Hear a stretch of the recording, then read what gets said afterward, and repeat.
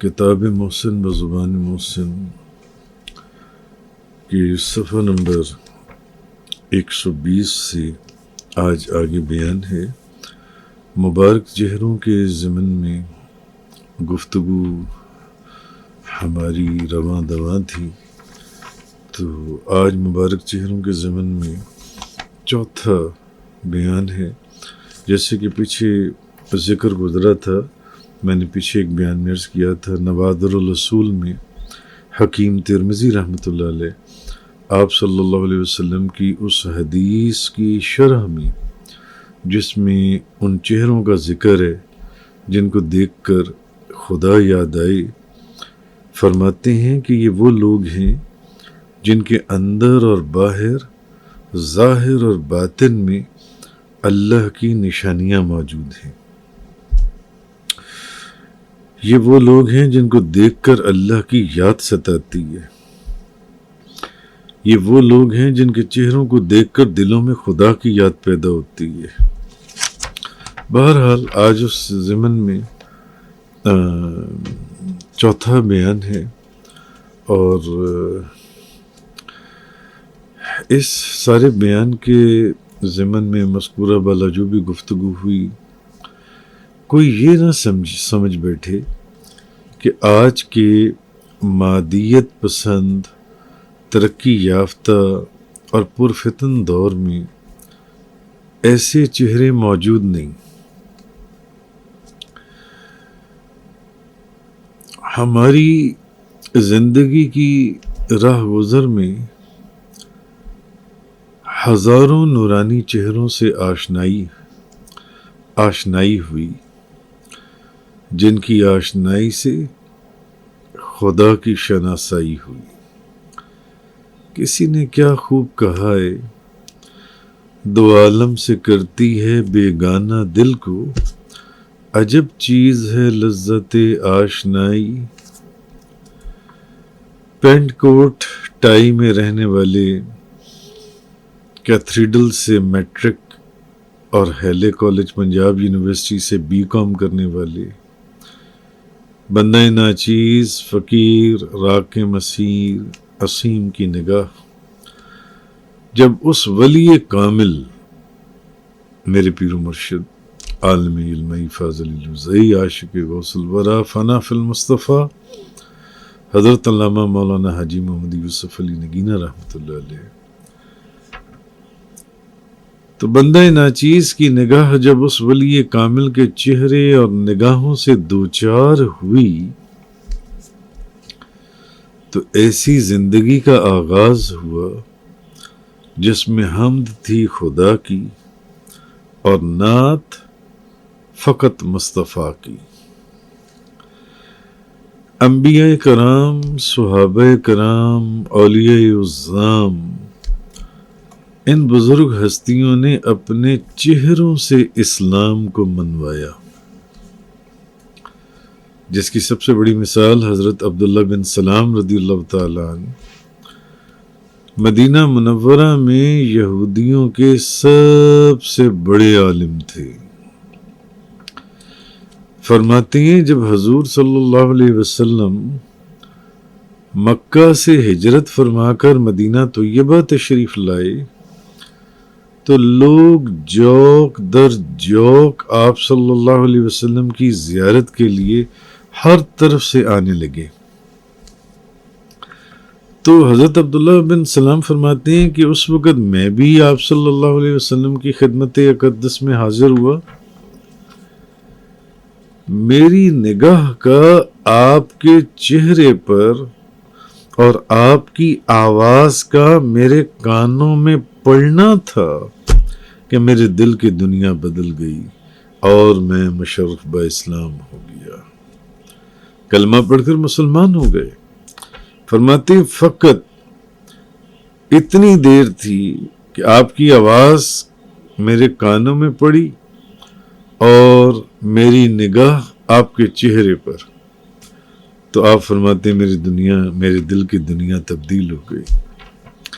جیسے کہ میں نے آپ کو اوپر بتایا کہ بندہ ناچیز آج سے کم و بیش 35-40 سال پہلے پینٹ کوٹ ٹائی پہننے والا، کیتھیڈرل سے میٹرک اور ہیلے کالج پنجاب یونیورسٹی سے BCom کرنے والا،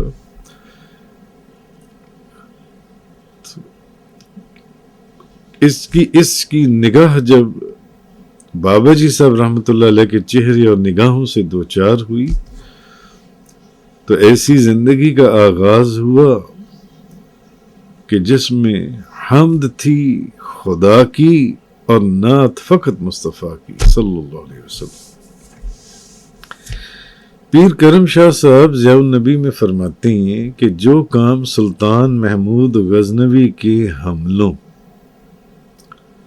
اور شہاب الدین کی فتوحات سے بھی نہ ہو سکا، وہ کام ان خرقہ پوش صوفیاء اور اولیاء نے اس شان سے سر انجام دیا کہ صدیاں گزر جانے کے باوجود ان کی روحانی تسخیرات کی ضیاء پاشیوں میں کمی واقع نہیں ہوئی۔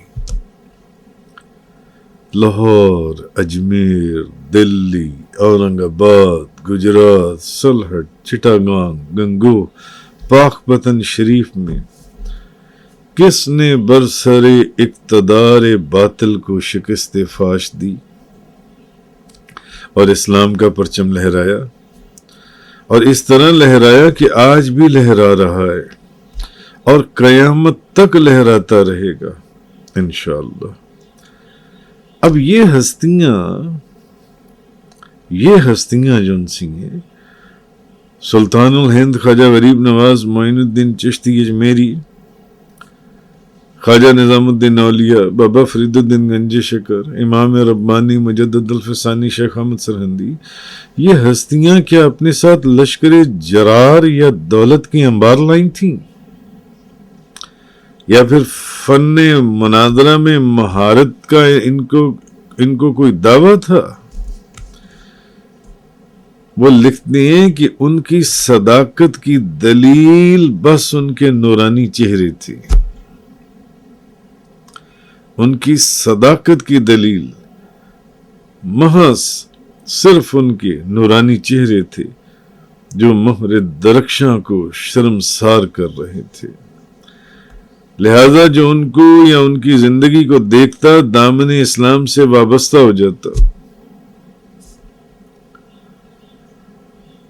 تو معلوم ہوا کہ ولی اللہ اور اہل صفا کے چہروں کی چمک ایسی ہوتی ہے جو مرتے دم تک بڑھتی ہی چلی جاتی ہے، کم نہیں ہوتی، بلکہ ان کی قبروں پر بھی نور برستا نظر آتا ہے۔ ان کی قبروں پر بھی، جیسے میں نے آپ کو پچھلے بیان میں خواجہ ابو الحسن نوری، جن کا مزار بغداد میں اور اپنے پیر و مرشد، میں نے ان کا جو قصہ سنایا تھا وہ پچھلی قسط میں آپ دیکھ سکتے ہیں، بلکہ ان کی قبروں پر بھی نور برستا نظر آتا ہے۔ تو عبادت سے جو کیفیات عارفین کی صورتوں سے نمودار ہوتی ہے، ان کو اہل نظر ہی پہچان سکتی ہیں عبادت سے۔ اب معلوم ہوا کہ جہاں بعض چہرے مبارک ہوتے ہیں، یقیناً وہاں بعض چہرے منحوس بھی ہوتے ہوں گے۔ مبارک چہروں کو دیکھ کر اگر خدا کی یاد تازہ ہوتی ہے، جیسے اس پچھلی جو اسی مبارک چہروں کے حصہ اول میں نے جو حدیث بیان کی تھی، مبارک چہروں کو دیکھ کر خدا کی یاد تازہ ہوتی ہے، تو کچھ بعید نہیں کہ منحوس چہروں کو دیکھ کر شیطان کی یاد تازہ ہو جائے۔ صاحب بصیرت اگر مبارک چہرے کی پہچان رکھتے ہیں تو یقیناً منحوس چہروں کو بھی پہچان لیتے ہوں گے۔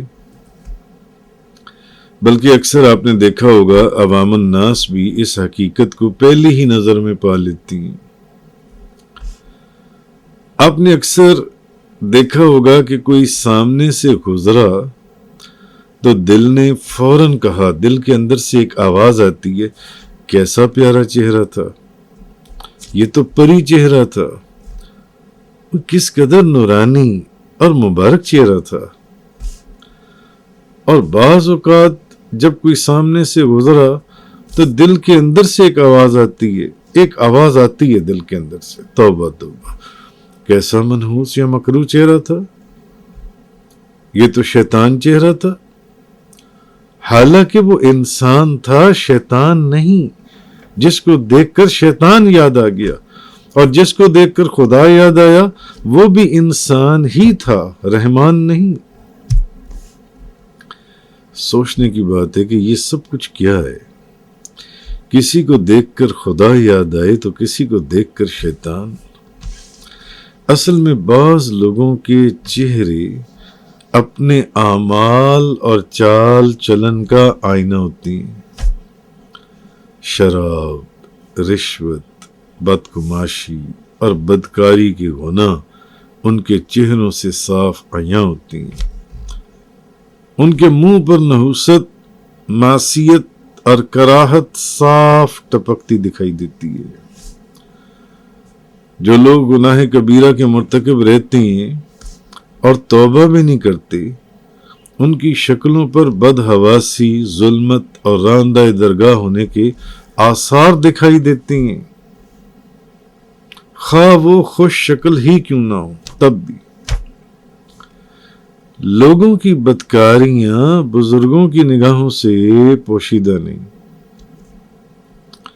شیخ ابو الحسن شاذلی رحمۃ اللہ علیہ کے مرید عز الدین عبدالعزیز بن عبدالسلام، بہت بڑے عالم، صاحب تصنیف، صاحب کرامت اور شمس العلماء کا خطاب پانے والے بزرگ، آپ فرماتے ہیں کہ اولیاء کی کرامات کے منکر اور اولیاء پر اعتراض کرنے والوں کے چہرے بے رونق اور ان پر غضب خداوندی اور راندہ درگاہ ہونے کی ایسی علامات پائی جاتی ہیں جو اہل بصیرت سے پوشیدہ نہیں ہیں۔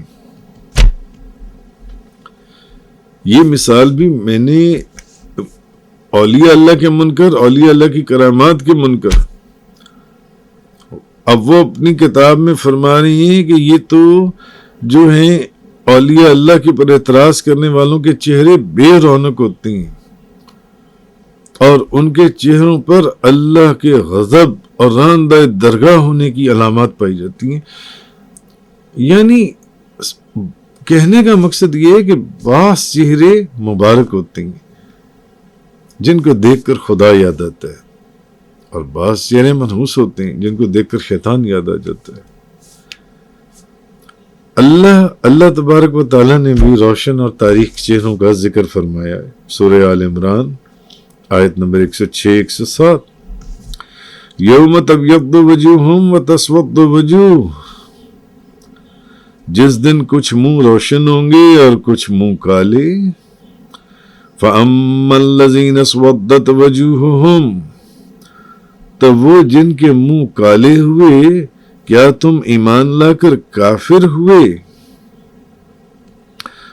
اکفرتم بعد ایمانکم فذوقوا العذاب بما کنتم تکفرون، تو اب عذاب چکھو اپنے کفر کا بدلہ۔ وَأَمَّا الَّذِينَ ابْيَضَّتْ وُجُوهُهُمْ فَفِي رَحْمَةِ اللَّهِ هُمْ فِيهَا خَالِدُونَ، اور وہ جن کے منہ روشن ہوئے وہ اللہ کی رحمت میں، وہ ہمیشہ اس میں رہیں گے۔ تو معلوم ہوا کہ اس چیز کا ذکر تو قرآن کے اندر بھی آیا ہے کہ جس دن کچھ منہ روشن ہوں گے اور کچھ منہ کالے ہوں گے۔ جن کے منہ روشن ہوں گے، جن کے چہروں پر اللہ کی نورانیت ہوگی، اللہ کا نور ہوگا، وہ اللہ کی رحمت میں ہوں گے۔ مفتی احمد یار خان نعیمی رحمۃ اللہ علیہ فرماتے ہیں کہ معلوم ہوا، یہاں سے معلوم ہوا، مفتی احمد یار خان نعیمی رحمۃ اللہ علیہ فرماتے ہیں اس بات سے، اس جگہ سے معلوم ہوا کہ قیامت میں ہر کافر اور مومن کی پہچان صرف چہرے سے ہی ہو جائے گی۔ کسی سے پوچھنے کی ضرورت ہی نہیں پڑے گی کہ کون مومن ہے اور کون کافر ہے، چہروں سے سب کو پتہ چل جائے گا کون مومن ہے اور کون کافر ہے، کیونکہ قرآن نے جو یہ کہہ دیا یوم تبیض وجوہ وتسود وجوہ، جس دن کچھ منہ روشن ہوں گے جن پر اللہ کا نور ہوگا، اور کچھ منہ کالے ہوں گے جو منحوس چہرے ہوں گے۔ تو قیامت والے دن کسی سے پوچھنے کی ضرورت نہیں پڑے گی کہ کون سا چہرہ جون سے کون مومن ہے اور کون کافر ہے جون سے۔ یہاں مجھے مدینہ طیبہ میں مسجد نبوی کے چھتریوں والے صحن میں گنبد خضرا کے سامنے بیٹھے دو حبشی یاد آ گئے۔ آج سے 25-30 سال پرانا واقعہ ہے۔ ان دونوں حبشیوں کا رنگ توے کی مانند کالا، ایسا کالا رنگ، کالا سیاہ توے کی مانند، مگر میں حیران تھا کہ اللہ کا نور نہ صرف ان کے چہروں بلکہ ان کے سفید لباس سے بھی عجیب نورانی منظر پیش کر رہا تھا، اور میں بہت دیر ان دونوں کو بیٹھا دیکھتا رہا جو ان سے بہت دیر۔ وہ دونوں حبشی، کالا سیاہ چہرہ، مگر ان کے لباس، ان کے وجود، ان کے چہروں کے پر اتنا اللہ کا نور تھا کہ وہی جیسے حدیث میں کچھ لوگوں کو دیکھ کر خدا یاد آتا ہے۔ ربن نما ڈوری میں بندھا سفید کاغذوں کا بنڈل ان کے سامنے موجود تھا۔ وہ دونوں ایک صفحہ اٹھاتے، اسے پڑھ کر اس کو دوسری طرف رکھ دیتے، پھر دوسرا صفحہ اٹھاتے، اس کو پڑھتے اور اس کو دوسری طرف رکھ دیتے، مگر ان دونوں کے اندر اتنی کشش، اتنا نور تھا کہ تجسس کی ملی جلی کیفیت کو محسوس کرتے ہوئے اب میں آگے بڑھا۔ کشش اور تجسس کی ملی جلی کیفیت، میں آگے بڑھا، میں نے کہا دیکھو تو صحیح کہ یہ دونوں پڑھ کیا رہی ہیں۔ تو وہ جب میں نے پاس جا کے دیکھا تو وہ دلائل الخیرات شریف کا کلمی نسخہ تھا۔ یہاں تو دلائل الخیرات جنسی آپ کو کتابوں میں چھپی، کتابی صورت میں کتابچوں میں مل جاتی ہے چھپی ہوئی جنسی۔ یہاں مجھے حضور غوث اعظم کی ایک بات یاد آئی، رجالی فی حواجرہم سیام وفی ظلم اللیالی کاللاولی، میرے مرید موسم گرما میں روزہ رکھتے ہیں اور وہ اس عبادت کی روشنی کی بدولت راتوں کی تاریکی میں موتیوں کی طرح چمکتی ہیں۔ میرے مرید موسم گرما میں روزہ رکھتے ہیں اور وہ اس عبادت کی روشنی کی بدولت راتوں کی تاریکی میں، اندھیروں میں بھی وہ موتیوں کی طرح چمکتے ہیں۔ اور واقعی میں نے ان دونوں حبشیوں کو موتیوں کی طرح ان کے چہروں کو چمکتے ہوئے دیکھا۔ ان کے چہروں پر اللہ کا ایسا نور، کشش اور ایک عجیب کیفیت تھی۔ تو معلوم ہوا کہ بعض چہرے مبارک ہوتے ہیں، اللہ کا نور ان چہروں کے وجود ان کے اندر ہوتا ہے۔